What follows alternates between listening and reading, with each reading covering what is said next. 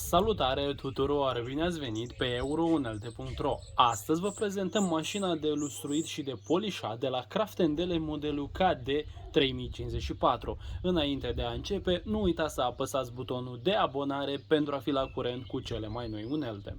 Mașina de lustruit și de polișat de la Craft & Dele modelul KD 3054 este o mașină de lustruit profesională ce vine în dotare cu un motor puternic de 2550 de W ce dezvoltă între 1000 și 3000 de rotații pe minut, ce vă permite să lucrați suprafețe mari, medii și mici, fiind un instrument indispensabil într-un atelier și nu numai. Acest dispozitiv facilitează semnificativ lucrările de lustruire, oferind un aspect nou suprafețelor învechite.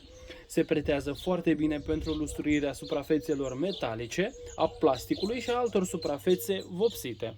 Printre avantajele și conținutul pachetului mașinii de lustruit de la Craft & Dele modelul KD 3054 enumerăm următoarele. În primul rând vine cu un manual de instrucțiuni, vine cu un imbus pentru montaj și întreținere, iar avantajele cele mai importante ale acestei mașini sunt următoarele. În primul rând vine cu mânerul principal de susținere, acoperit cu cauciuc, ce împiedică foarte mult alunecarea. Vine cu un mâner suplimentar de susținere, bineînțeles și acesta acoperit cu cauciuc. Vine cu un reglaj al rotațiilor pe minut, ce ne permite să facem diferite lucrări.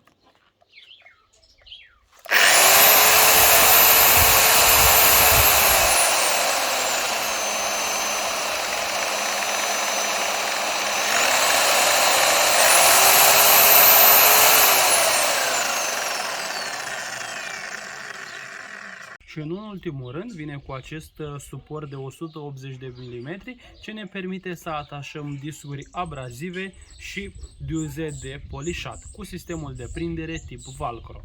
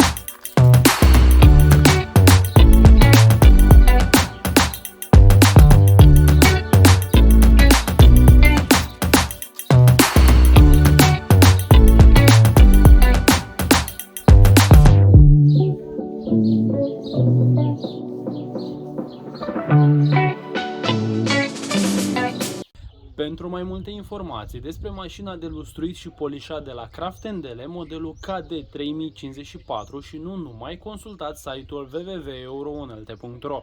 Linkul acestui produs îl găsiți în descrierea videoclipului. Până data viitoare, dacă vreți să fiți la curent cu cele mai noi unelte, abonați-vă la canalul nostru și distribuiți prietenilor voștri. Vă mulțumesc și vă urez o zi bună!